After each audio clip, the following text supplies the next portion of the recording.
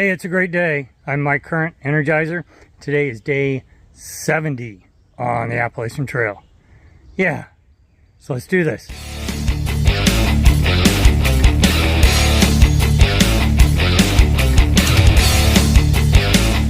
So for today, walking into the state of Maryland. Yes, West Virginia, Virginia behind us. Heading into the state of Maryland. Don't know how far we're going to go today. We're still trying to figure that out. Part of the limitation is where you can camp in Maryland is somewhat restrictive. Not bad, but somewhat restrictive. So we have to kind of plan how far we want to go based on where it's legal to camp. That's a beautiful day. It's going to be great.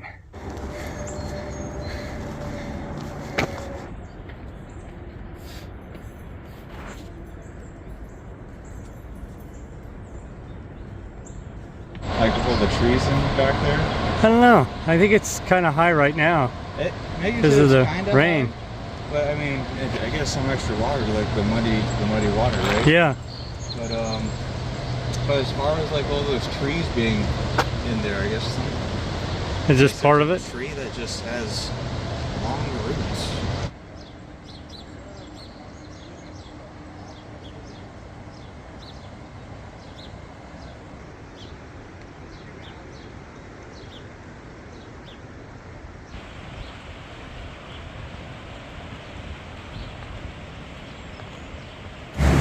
There's one lock that looks like a heart.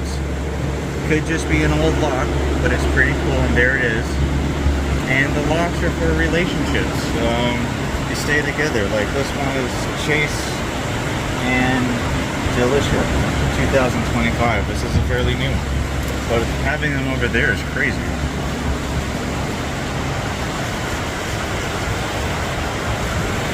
Yeah, somebody, they reached out. Put them over there. Look at these. They climbed over. Yeah. Look at these locks. I mean, that's like, those ones are pretty spooky. I mean, obviously even more spooky.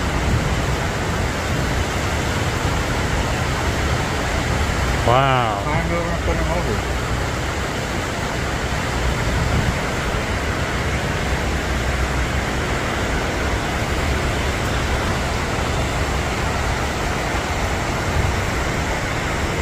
There might be as many locks as there are residents. Well, maybe tourists come here and put the locks down. Very true. Yeah. Paris, I think, that fell over like 7-8 years ago because it was so heavy with the locks. It just Really? Yeah.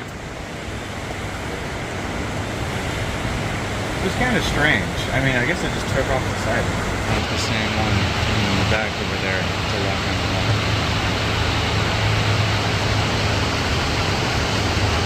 A really old lock on there too. It's all rusted. You can barely see it. The truckie. Yeah. A little bigger than the truckie. I mean, it's not as big as Columbus River between Washington and Oregon. This bike path you can take from Pittsburgh all the way into DC.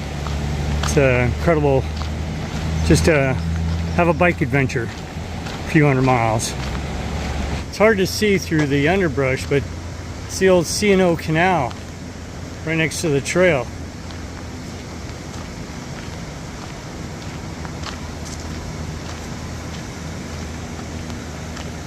There have been so many turtles on logs around here. It's like a turtle sanctuary. All the turtles sitting on a log.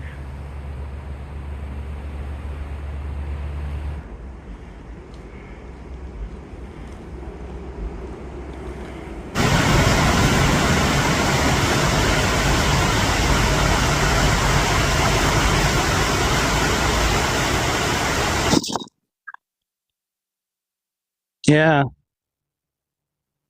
I think that could be a water moccasin. He's fat enough. Triangular shaped head.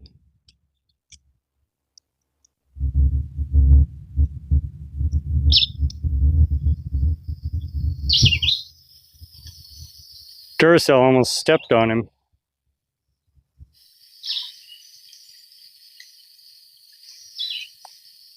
We're like right over this guy, and he is not moving. Kind of unreal.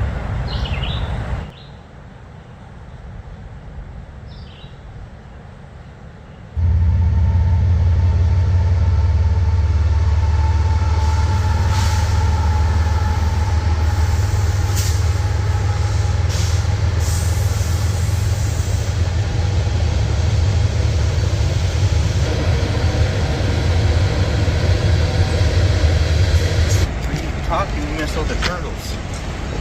What's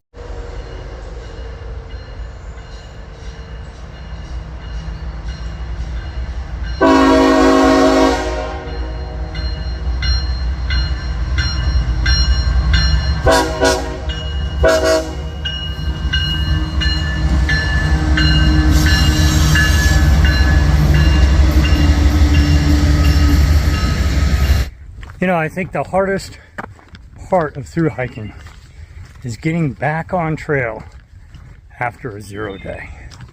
You know, that one day of just relaxing and doing normal things and not walking.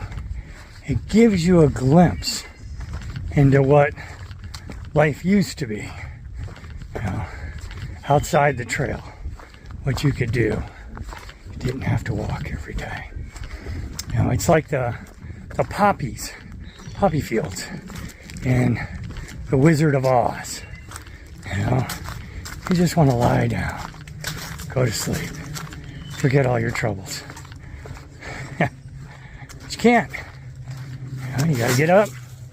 You gotta get back on that yellow brick road, or in this case, the White Blaze Trail. Yeah, and then it comes back to you. Just like it did for Dorothy, the Scarecrow, the Lion, you know, and the Tin Man. Just like it did for them. You get back on the trail, it all comes back. Yep, this is what I'm supposed to be doing.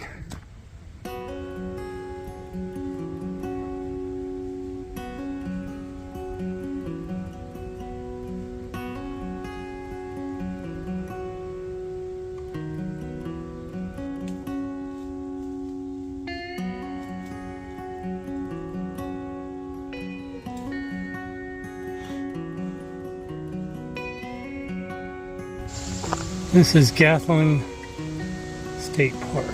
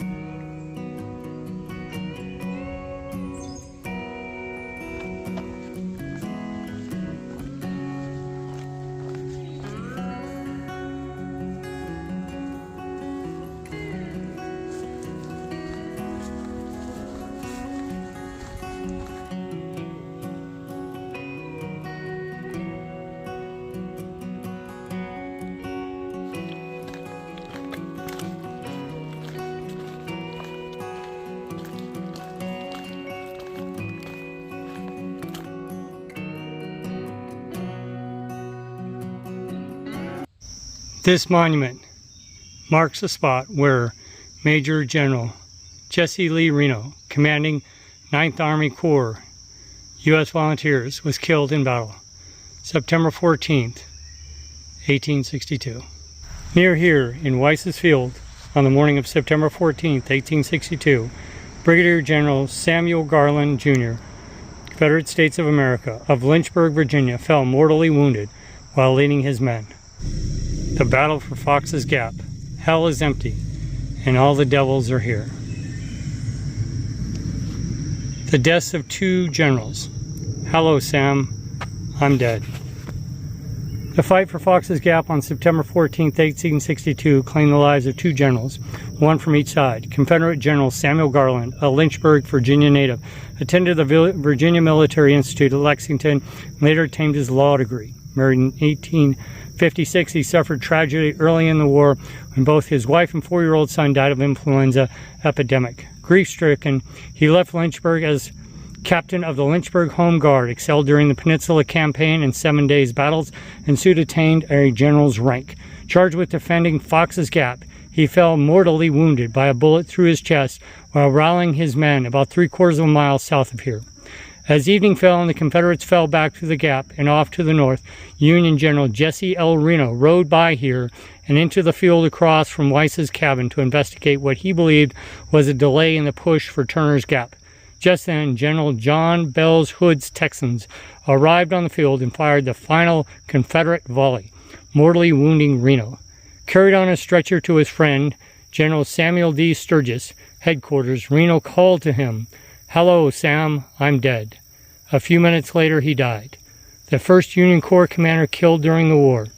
His monument is the second oldest one erected for the Maryland campaign.